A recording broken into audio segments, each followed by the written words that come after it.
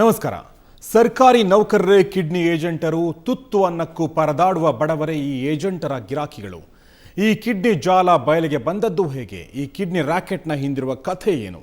ಈ ಕಿಡ್ನಿ ರ್ಯಾಕೆಟ್ನಲ್ಲಿ ಖಾಸಗಿ ಆಸ್ಪತ್ರೆಗಳ ಪಾತ್ರ ಏನು? ಇವೆಲ್ಲವುಗಳ ಇನ್ಸೈಡ್ ಸ್ಟೋರಿಯೇ ಇವತ್ತಿನ ಸುವರ್ಣ ಫೋಕಸ್. ಕಿಡ್ನಿ ಬೇಕಾ ಕಿಡ್ನಿ. ನಾನು ಗೌರೀಶ್ ಅಕ್ಕಿ.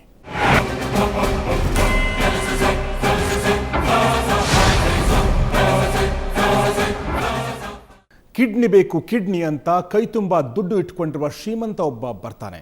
ಕಿಡ್ನಿ ಬೇಕಾ ಕಿಡ್ನಿ ಅಂತ ಈ ದಲ್ಲಾಳಿಗಳು ಕೇಳ್ಕೊಂಡು ನಿಂತಿರ್ತಾರೆ. ಇವರಿಗೆ ಬೇಕಾದ ಸಪೋರ್ಟ್ ಕೊಡೋಕೆ ಸರ್ಕಾರಿ ಅಧಿಕಾರಿಗಳು ತುದಿಗಾಲಲ್ಲಿ ನಿಂತಿರ್ತಾರೆ. ಈ ಇಲ್ಲೀಗಲ್ ಬಿಸ್ನೆಸ್ನಲ್ಲಿ ಸಿಕ್ಕುವ ಲಕ್ಷ ದುಡ್ಡಿನ ಆಸೆಗೆ ಖಾಸಗಿ ಆಸ್ಪತ್ರೆಗಳು ಕೂಡ ನ್ಯಾಯ ನೀತಿ ಬಿಟ್ಟು ಇವರ ಜೊತೆಗೆ ಕೈ ಜೋಡಿಸ್ತಾರೆ. ಇವರೆಲ್ಲರ ಟಾರ್ಗೆಟ್ ಬಡವರು, ತುತ್ತು ಅನ್ನಕ್ಕೂ ಪರದಾಡುತ್ತಿರುವ, ಸಾಲ ಸೋಲ ಮಾಡಿಕೊಂಡು ಜೀವನ ಸಾಗಿಸ್ತಿರುವ ಅಮಾಯಕರು. ಅವರನ್ನು ಬುಟ್ಟಿಗೆ ಹಾಕಿಕೊಳ್ಳುವ ಈ ಕಿಡ್ನಿ ಬ್ರೋಕರ್ಗಳು ಕೈ ತುಂಬ ದುಡ್ಡು ಮಾಡಿಕೊಳ್ತಾರೆ. ಬೆಂಗಳೂರು ಸುತ್ತಮುತ್ತ ಹಬ್ಬಿ ನಿಂತಿದೆ ಕಿಡ್ನಿ ಮಾರಾಟ ಜಾಲ. ನಿತ್ಯ ಜೀವನಕ್ಕೂ ಪರದಾಡುವ ಬಡವರೇ ಕಿಡ್ನಿ ದಲ್ಲಾಳಿಗಳ ಟಾರ್ಗೆಟ್. ಹೌದು, ಇಡೀ ರಾಜ್ಯವೇ ಬೆಚ್ಚಿ ಬೀಳುವಂತ ಈ ಸ್ಫೋಟಕ ಮಾಹಿತಿ ಹೊರಬಿದ್ದಿರೋದು ಬೆಂಗಳೂರಿಗೆ ಅಂಟಿಕೊಂಡೇ ಇರೋ ರಾಮನಗರ ಜಿಲ್ಲೆಯಲ್ಲಿ. ರಾಮನಗರ ಜಿಲ್ಲೆಯ ಕುಂಬಳಗೋಡುವಿನಲ್ಲಿ ಇಂಥದ್ದೊಂದು ವಂಚಕರ ಜಾಲ ಸಿಕ್ಕಿಬಿದ್ದಿದೆ.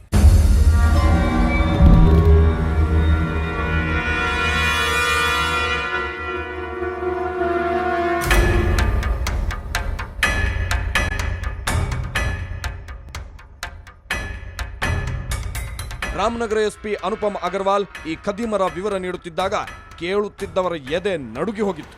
ಈ ಇಂಟರೋಗೇಷನ್ ಸಮಯಕ್ಕೆ ನಮಗೆ ಅವರು ಇನ್ನೂ 3 ಜನ ಅಸೋಸಿಯೇಟ್ಸ್, ಶ್ರೀಕಾಂತ್, ರಾಜಣ್ಣ ಮತ್ತು ಮಂಜುನಾಥ್ ಹೆಸರು ಗೊತ್ತಾಯಿತು. ಆದ ನಂತರ ನಾವು ಆರೋಪಿಗಳಿಗೆ ಪೊಲೀಸ್ ಕಸ್ಟಡಿಗೆ ತಗೊಂಡಿದ್ದೆ. 10 ದಿವಸ ಪೊಲೀಸ್ ಕಸ್ಟಡಿಗೆ. ನೆಕ್ಸ್ಟ್ ಡೇ ಮಾಗಡಿ ತಾಲೂಕು ಅವ್ರದ್ದು ಗ್ರೂಪ್ ಡಿ ಎಂಪ್ಲಾಯಿ ಶ್ರೀಕಾಂತ್ಗೆ ನಾವು ಅರೆಸ್ಟ್ ಮಾಡಿದ್ವಿ. ಆ ಸಮಯಕ್ಕೆ ಅಲ್ಲಿ ಯೂಸ್ ಮಾಡಿದ ಕಂಪ್ಯೂಟರ್, ಹಾರ್ಡ್ ಡಿಸ್ಕ್ ಮತ್ತು ಎಲ್ಲ ಡಾಕ್ಯುಮೆಂಟ್ಸ್ಗೆ ಕೂಡ ಸೀಜ್ ಮಾಡಿದ್ದೀನಿ. ನಮಗೆ ಸುಮಾರು 25 cases where the illegal sale has taken place ಅದು ಗೊತ್ತಾಯಿತು. ಮುಖ್ಯವಾಗಿ ಇದು ಎಲ್ಲ Victoria hospital, Columbia Asia hospital ಮತ್ತು ಅಪೋಲೋ ಹಾಸ್ಪಿಟಲ್ದಲ್ಲಿ ಈ ರೀತಿ ಘಟನೆಗಳು ಆಗಿದೆ. 2 ರಿಂದ 3 ಲಕ್ಷಕ್ಕೆ ಸೇಲ್ ಆಗುತ್ತೆ ಬಡವರ ಕಿಡ್ನಿ. ಕಿಡ್ನಿ ದಲ್ಲಾಳಿಗಳ ಕಪಿಮುಷ್ಟಿಯಲ್ಲಿ ಸರ್ಕಾರಿ ನೌಕರರು. ಆತಂಕಕ್ಕೆ ಕಾರಣವಾಗಿದ್ದು ಇದೇ ವಿಚಾರ. ಯಾರೋ ಖದೀಮರು, ದಲ್ಲಾಳಿಗಳು ಮೋಸ ಮಾಡ್ತಾರೆ, ಬಡವರನ್ನ ವಂಚಿಸ್ತಾರೆ ಅಂದ್ರೆ ಹಿಡಿಯೋಕೆ ಪೊಲೀಸರಿದ್ದಾರೆ, ಸರ್ಕಾರ ಇದೆ ಅಂದ್ಕೊಳ್ಬಹುದಿತ್ತು. ಆದ್ರೆ ಈ ದಂಧೆಯಲ್ಲಿ ಸರ್ಕಾರಿ ನೌಕರರೇ ಈ ಕಿಡ್ನಿ ದಲ್ಲಾಳಿಗಳ ಕೈವಶವಾಗಿ ಹೋಗಿದ್ದಾರೆ. ಬಡವರ ಕಿಡ್ನಿ ಕಿತ್ತುಕೊಂಡು ಅವರ ಕೈಗೆ ಪುಡಿಗಾಸು ಕೊಟ್ಟು ವಂಚಿಸುತ್ತಿದ್ದಾರೆ. ಈ ಕಿಡ್ನಿ ಬ್ರೋಕರ್ಗಳ ಜೊತೆ ಸರ್ಕಾರಿ ನೌಕರರಷ್ಟೇ ಅಲ್ಲ, ಜೀವ ಕಾಯಬೇಕಾದ ವೈದ್ಯರು ಕೈ ಜೋಡಿಸಿದ್ದಾರೆ. ಖಾಸಗಿ ಆಸ್ಪತ್ರೆಗಳು ಕೈ ತುಂಬ ದುಡ್ಡು ಕೊಡುವ ಶ್ರೀಮಂತರಿಗಾಗಿ ಬಡವರ ಜೀವವನ್ನ ಕಿಲುಬು ಕಾಸಿಗೆ ಮಾರಿಕೊಳ್ಳುತ್ತಿವೆ. ಅಂಥ 7 ಮಂದಿಯನ್ನ ಪೊಲೀಸರು ಹೆಡೆಮುರಿ ಕಟ್ಟಿ ಇಟ್ಟಿದ್ದಾರೆ, ಜೈಲಿಗಟ್ಟಿದ್ದಾರೆ. ವಿಚಾರಣೆ ನಡೆಯುತ್ತಿದೆ.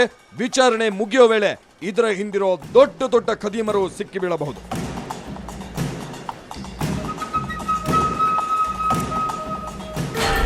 ಈ ಕಿಡ್ನಿ ಖದೀಮರ ಜಾಲದಲ್ಲಿ ಸಿಡಿ ಶ್ರೀಕಾಂತ ಸರ್ಕಾರಿ ನೌಕರ. ಮಾಗಡಿ ತಾಲೂಕು ಆಹಾರ ಇಲಾಖೆಯಲ್ಲಿ ಗುತ್ತಿಗೆ ಕಂಪ್ಯೂಟರ್ ಆಪರೇಟರ್ ಆಗಿರೋ ಈತ ಕಿಡ್ನಿ ಕೊಟ್ಟವರ ನಕಲಿ ದಾಖಲೆ ಸೃಷ್ಟಿಸುತ್ತಿದ್ದ. ಇವನಿಗೆ ಸಾಥ್ ಕೊಡುತ್ತಿದ್ದ ಇನ್ನೊಬ್ಬ ರಾಜಣ್ಣ. ಈತ ಬೆಂಗಳೂರು ಉತ್ತರ ತಾಲೂಕಿನ ರೆವೆನ್ಯೂ ಇನ್ಸ್ಪೆಕ್ಟರ್. ಇವನ ಕೆಲಸವೂ ಅದೇ, ಕಿಡ್ನಿ ಕೊಟ್ಟವರ ನಕಲಿ ದಾಖಲೆ ಸೃಷ್ಟಿಸೋದು. ಇವರಿಬ್ಬರು ಖದೀಮರಿಗೆ ಇನ್ನಿಬ್ಬರು ಖದೀಮರು ಅಸಿಸ್ಟೆಂಟ್ಗಳು, ಅನಂತ್ ಮತ್ತು ಮಂಜುನಾಥ್.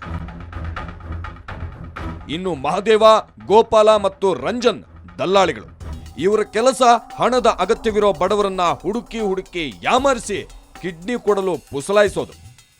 ಒಂದು ಕಿಡ್ನಿಗೆ 5 ರಿಂದ 10 ಲಕ್ಷದವರೆಗೂ ದುಡ್ಡು ಪೀಕುತ್ತಿದ್ದ ಈ ಖದೀಮರು ಹುಡುಕುತ್ತಿದ್ದದು ಬಡವರನ್ನ.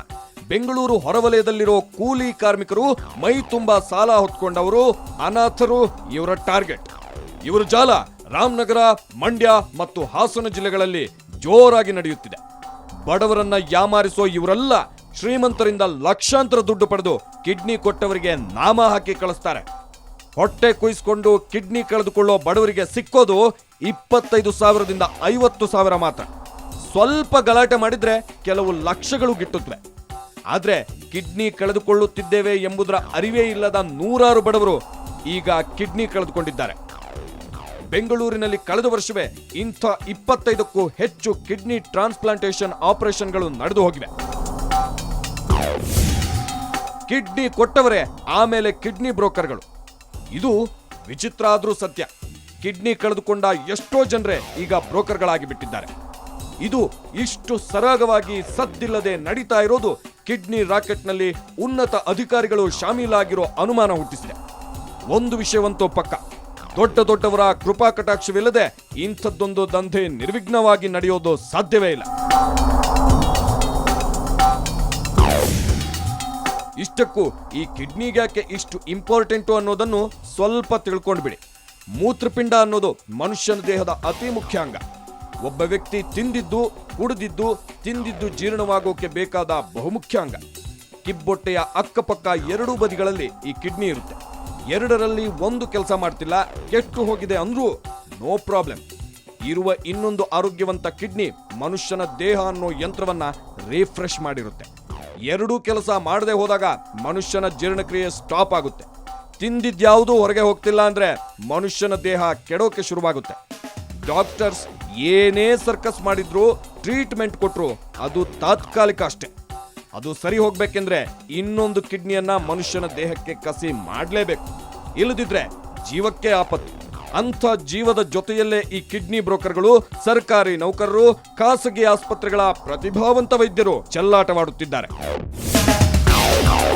ಬಹುಶಃ ಸಂಸದ ರಾಜೀವ್ ಚಂದ್ರಶೇಖರ್ ಒತ್ತಡ ಹೇರದೆ ಹೋಗಿದ್ದರೆ ಈ ಹಗರಣ ಇನ್ನೂ ನಿರ್ವಿಘ್ನವಾಗಿ ನಡೆಯುತ್ತಿತ್ತೇನೋ. ವಿಷಯ ಗೊತ್ತಾದ ತಕ್ಷಣ ಸರ್ಕಾರಕ್ಕೆ ಪತ್ರ ಬರೆದು ಎಚ್ಚರಿಸಿದ ರಾಜೀವ್ ಚಂದ್ರಶೇಖರ್ ಒಂದು ಬಹುದೊಡ್ಡ ಹಗರಣ ಹೊರಗೆ ಬೀಳಲು ಕಾರಣವಾಗಿದ್ದಂತೂ ಸತ್ಯ. ಹೀಗೆ ಇಂಥದ್ದೊಂದು ಜಾಲ ಹೊರಬೀಳೋಕೆ ಕಾರಣವಾಗಿದ್ದು ಒಂದು ಪತ್ರ. ಸಂಸದ ರಾಜೀವ್ ಚಂದ್ರಶೇಖರ್ ಈ ಕುರಿತು ರಾಜ್ಯ ಸರ್ಕಾರಕ್ಕೆ ಬರೆದ ಪತ್ರ ದೊಡ್ಡ ಜಾಲವೊಂದನ್ನು ಭೇದಿಸುತ್ತೆ. ಅದರ ಕಥೆ ಹೇಳ್ತೀವಿ ಚಿಕ್ಕದೊಂದು ಬ್ರೇಕ್ನ ನಂತರ.